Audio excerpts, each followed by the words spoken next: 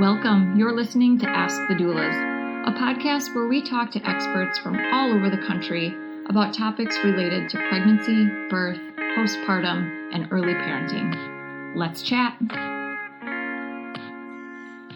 Welcome to Ask the Doulas. I'm Kristin, and I'm joined today by Karin Freeland. Now, Karin is a recovered corporate workaholic. After years in high-pressure leadership roles at Fortune 500 companies, she's traded the boardroom for the bedroom in her hilarious, tell-all book, The Ins and Outs of My Vagina, a Penetrating Memoir. Karin recounts the mishaps and misadventures she's had over the past 40 years with a special partner in crime, her vagina named V. Women of all ages can relate to the raw and honest journey of first long-term relationships and finding pleasure. Karin is also a speaker and certified life and reinvention coach focused on helping women transform their lives and achieve their dreams. Through her signature Edit Your Life program, Karin offers one-on-one coaching, giving women all the tools and techniques needed to conquer fears and find their purpose. Welcome, Karin. So happy to have you here. Hi, Kristin. Thank you so much for having me. So let's get into some of, the topics that you cover in your book related to pregnancy, the postnatal phase, and anything else you'd like to share with our listeners and our Gold Coast doula clients.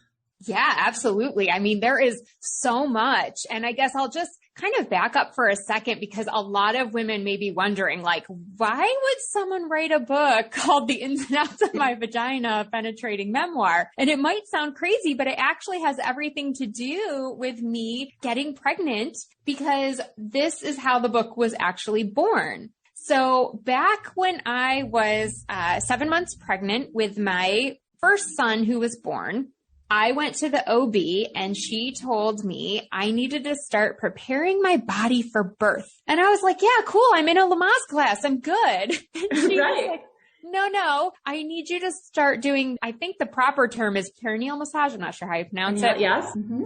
But basically that entails, if anyone hasn't heard of this before, putting some olive oil on your fingers and stretching out the vulva to make way for the baby so you don't tear.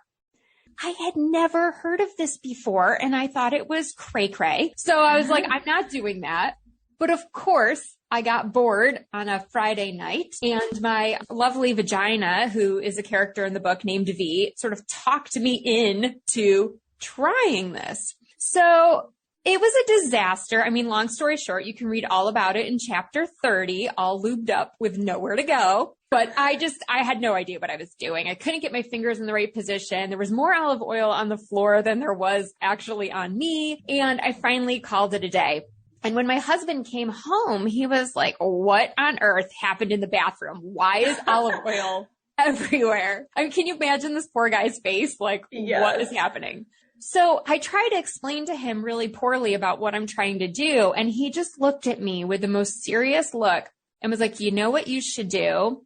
You should write a book and call it, I Don't Know My Vagina, because it's clear you don't know how this thing works. And he was right. Most of us don't. It's so true.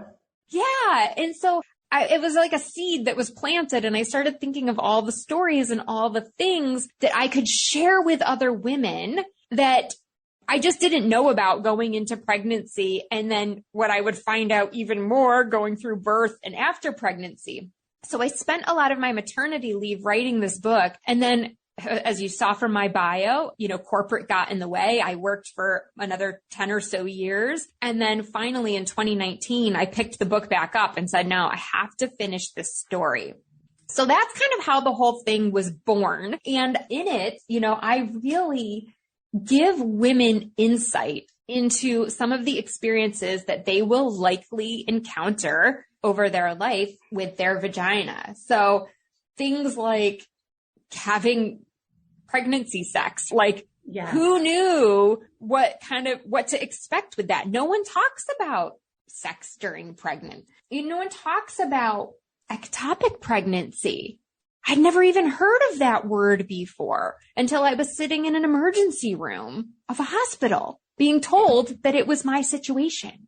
no one talks about postpartum other than, hey, there's this thing postpartum and you should check a smiley face or a saddy face on your 6-week checkup or whatever. But no one really told me what to look for. What are the symptoms?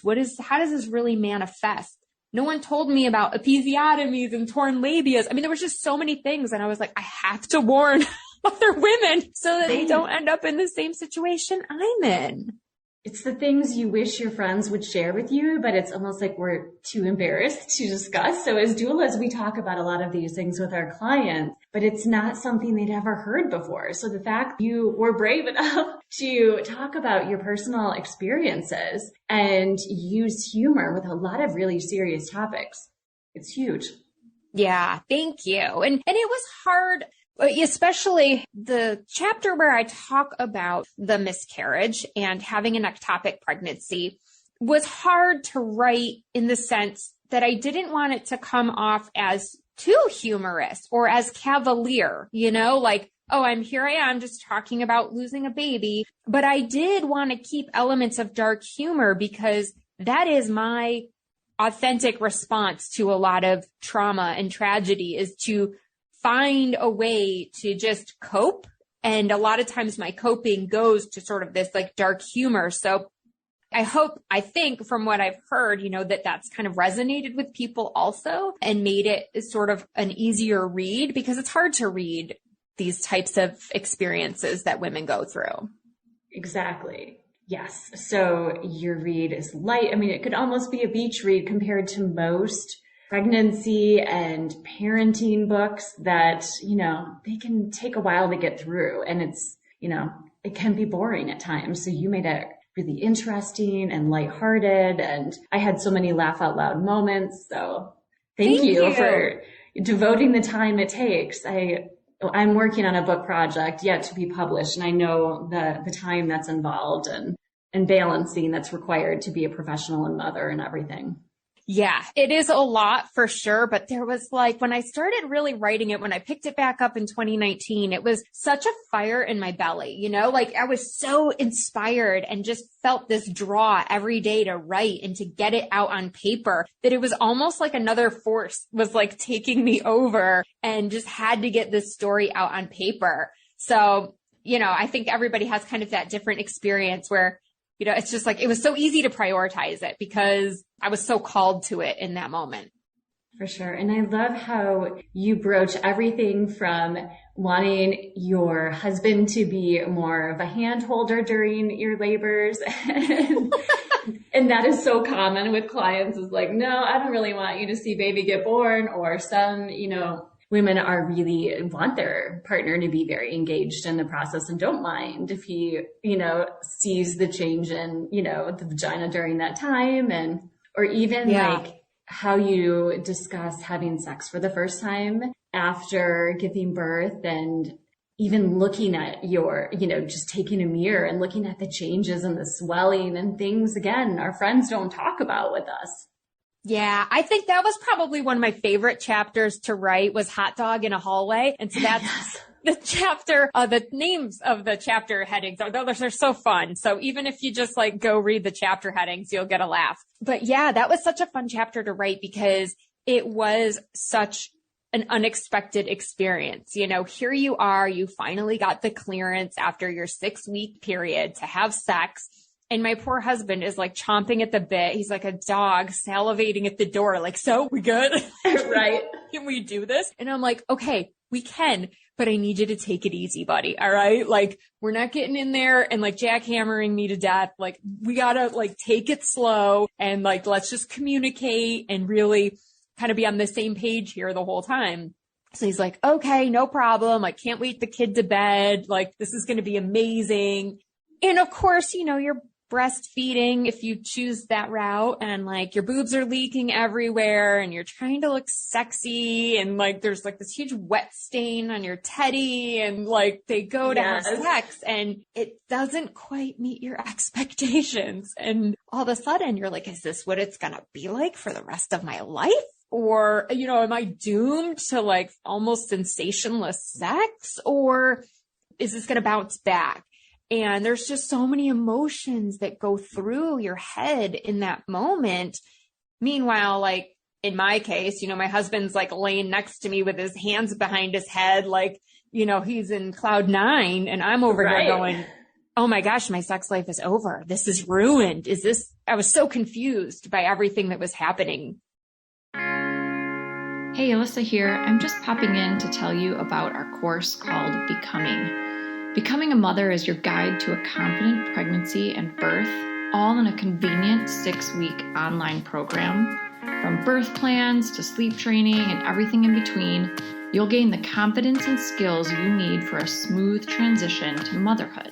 You'll get live coaching calls with Kristin and myself, a bunch of expert videos, including chiropractic care, pelvic floor physical therapy, mental health experts, breastfeeding, and much more. You'll also get a private Facebook community with other mothers going through this at the same time as you to offer support and encouragement when you need it most.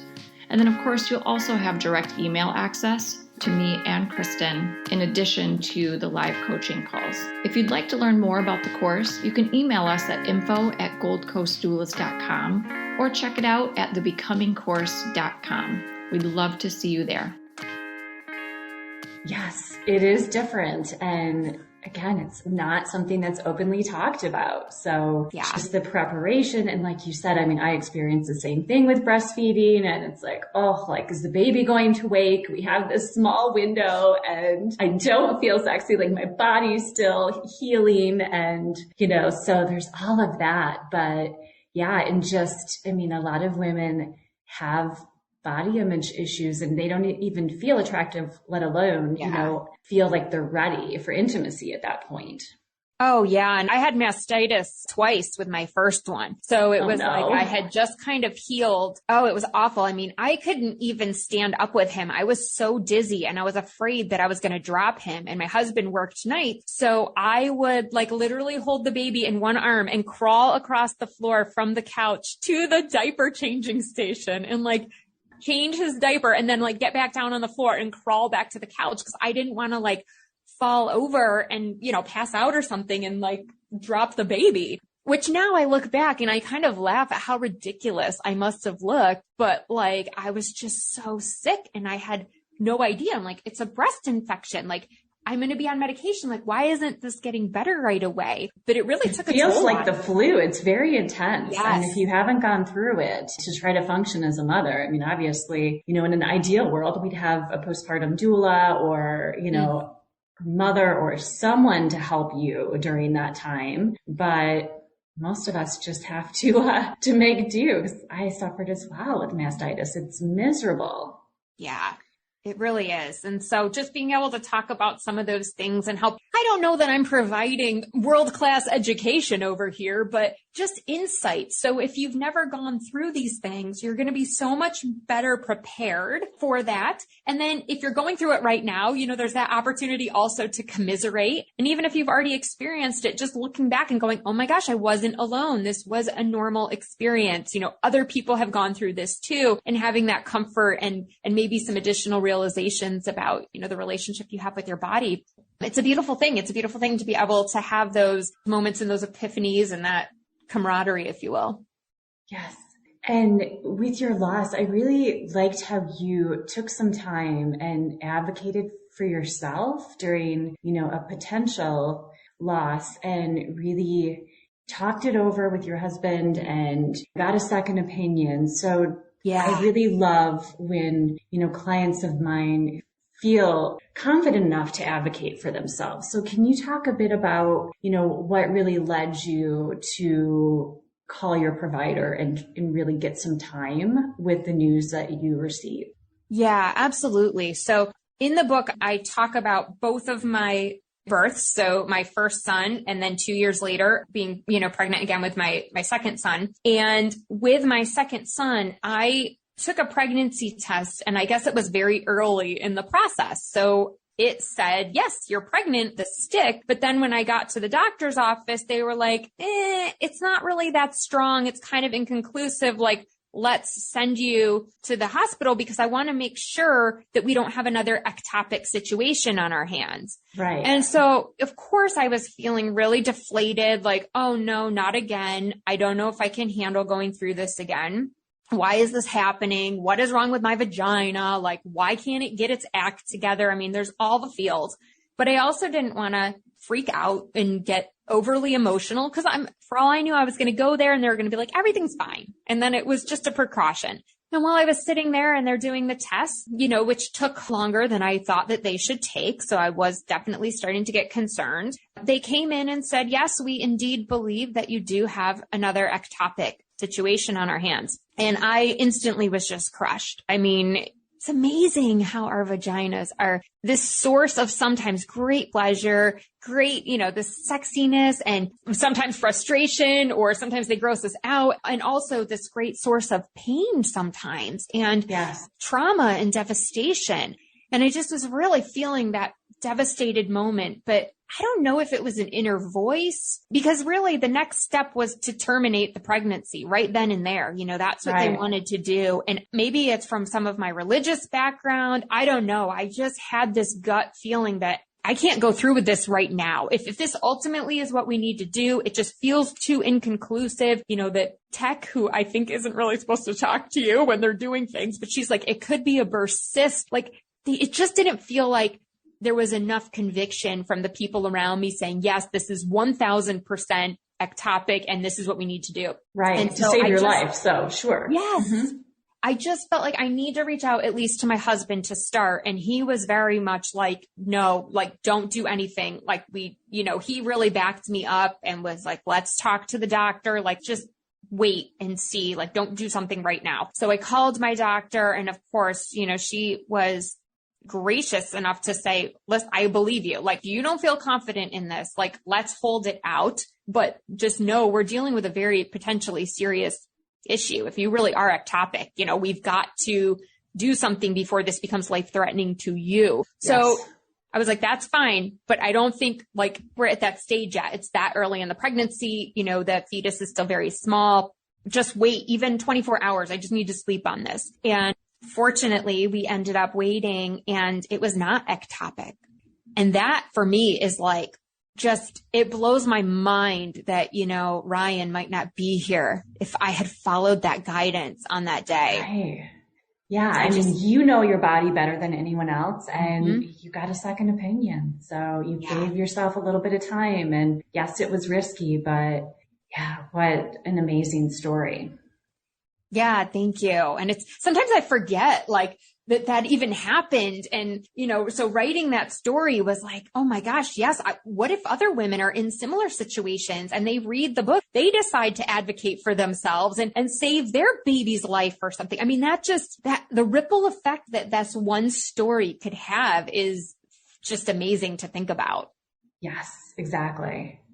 So getting into the postnatal phase, Karin, what did you do? I know you talk about intimacy and so on, but really getting into body image and how did you, in small ways start to, encourage yourself and help yourself to feel beautiful other than trying on some clothes that, fit pre-pregnancy and, trying to, take a few minutes to do your hair and makeup and whatever with a new baby. But I would love to give our listeners some tips, feeling good about yourself after baby. Yeah, absolutely. And some of that was a lot of self-care, like I took the time to go get my hair done and, get my hair cut and colored and just some of those external things that they do seem so superficial, but it is what made me feel closer to my old self, and that person that I used to be. And I remember being in the hair salon and my breasts were so engorged. I literally had to go stand in the sink of the bathroom and squeeze my breasts out and just like dump the milk because I was like, I can't sit here for another hour with this hair color on my hair. It hurts so bad. Right. It's painful. Yes. Again, something no one told me to expect.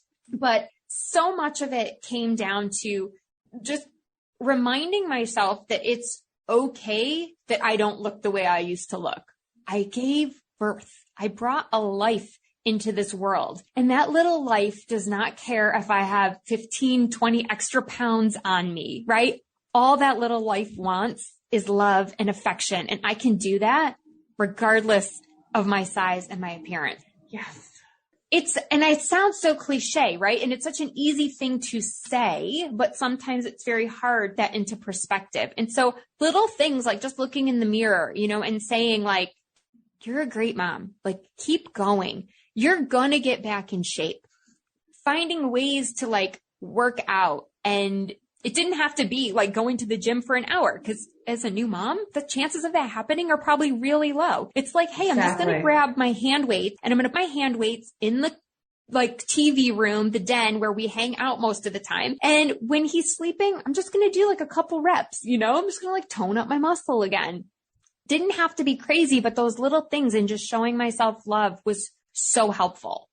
And I was very fortunate to have a husband who was also very supportive. And so, he would kind of say things like, I think you're beautiful. Like, don't worry about it. Like you're always in shape. You're going to lose the weight. Like, he was just very supportive. And if I was like, hey, don't buy any chips this week at the grocery store. Don't bring ice cream in the house. And he'd be like, okay, no problem. Like, he would kind of support me in that as well, which was really great. Nice.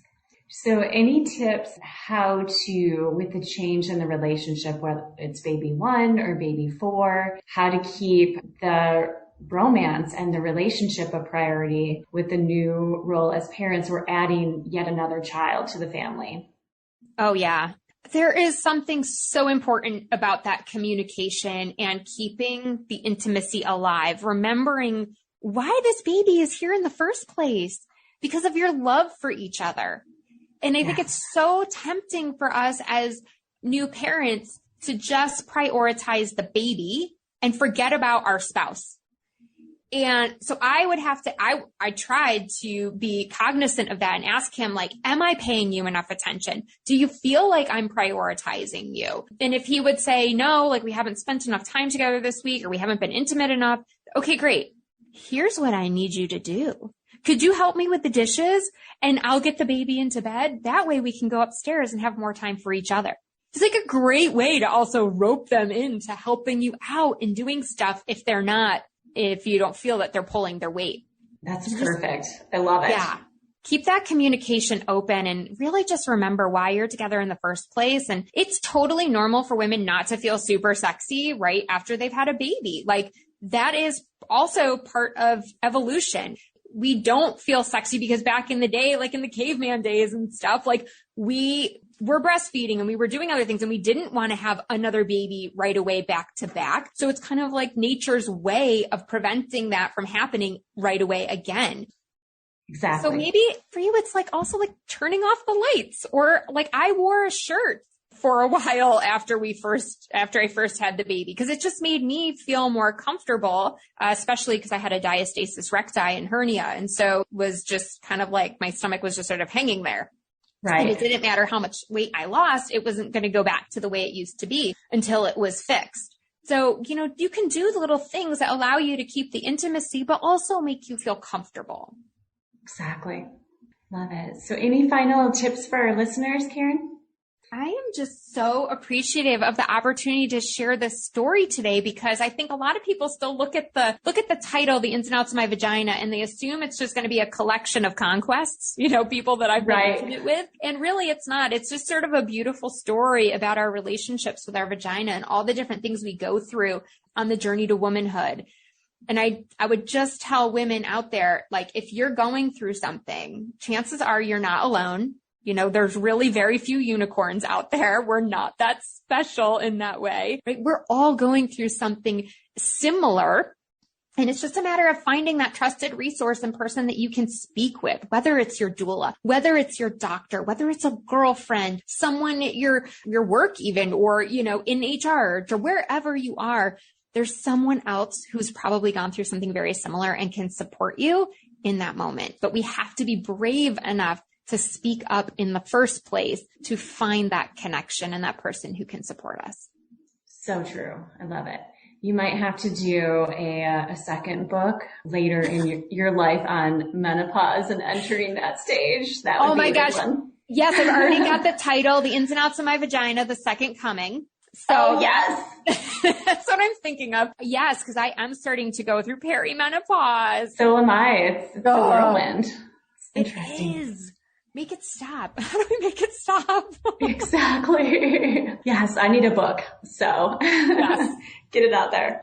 So how do our listeners find you? How can they buy The Ins and Outs of My Vagina? And I know you're on a lot of different social media sites, so feel free to share.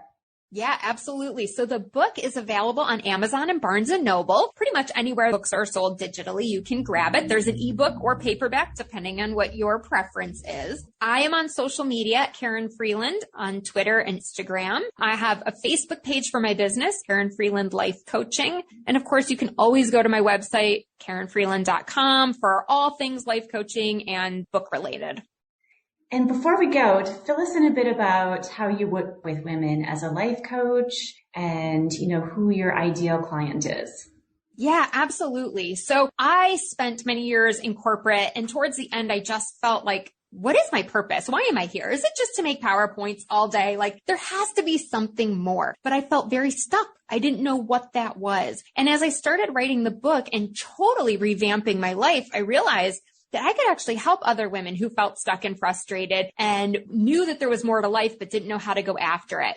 So I developed a program called Edit Your Life. And EDIT is an acronym for Envision the Goal, Document, Invest in the Goal, and Take Action. And I really walk my clients through a 6-month program to help them get clear on what it is that they want out of life, map a plan to achieve it, help them own their power, overcome any of those limiting beliefs or things that are really holding them back, and hold them accountable for actually taking the action that they commit to so that they can bring those goals to fruition, whatever that is, whether it's, getting promoted in corporate, leaving and starting their own business, being a better mom. Dating. I'm helping one client find a date. So typically they're women between, 35 and 55 who are just ambitious, hungry go-getters, but are just feeling a little lost right now and want a little help getting that direction set. I love it. So it covers pretty much everything, like you said, from dating to motherhood to career changes and aspirations. Yep. That is Health amazing. And fitness. There's so many aspects, right? Things that need to be good in our life in order for us to have a happy life. Yes. So true. Well, thank you, Karin. It was lovely to chat with you. And when you get your next book out there in the world, let me know. I'd love to chat I definitely about menopause. will. Yes. And thank you so much for reading it. And thanks to everybody for tuning in and learning about it. Thank you. Thanks for listening to Ask the Doulas. For more information about Gold Coast Doulas, visit us on our website, goldcoastdoulas.com. We're also on Instagram, Facebook, and YouTube. If you like this podcast, please subscribe and give us a 5-star review. Thank you. Remember, these moments are golden.